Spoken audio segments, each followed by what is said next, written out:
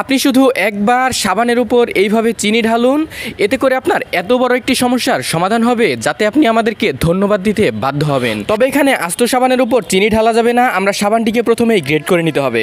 বন্ধুরা দেখুন, গ্রেড করে নিয়েছি। এই সমস্যাটির জন্য আপনি দিনের পর দিন টাকা খরচ করতেন। আর দেখুন, সেই চিনির পাত্রটাকে আমরা একটা চুলার মধ্যে দিয়ে দিয়েছি। এবার সামান্য পানি দিয়ে এটাকে ক্যারামেল করে নিব আমরা। পানিটা যখনই এইভাবে ফুটতে শুরু করবে তখন আমরা সেই গ্রেড করা সাবানটিকে এর মধ্যে দিয়ে দিব। সেই সাথে এর মধ্যে দিয়ে দিব ভিনেগার। দেখুন, বেশ কিছুটা পরিমাণ ভিনেগার এর মধ্যে দিয়ে দিচ্ছি। আরও দিয়ে দিচ্ছি আধা চা চামচ পরিমাণ বেকিং সোডা।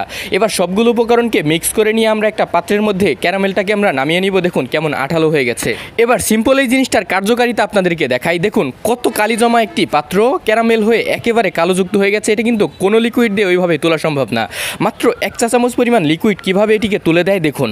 আমরা টিস্যু দিয়ে একেবারে পরিষ্কার করে আপনাদেরকে দেখাবো যে কী পরিমাণ পরিষ্কার করা সম্ভব। নোংরাযুক্ত একটা পাত্রকে একদম নতুনের মতো করে ফেলা সম্ভব এটি দিয়ে। দেখুন একেবারে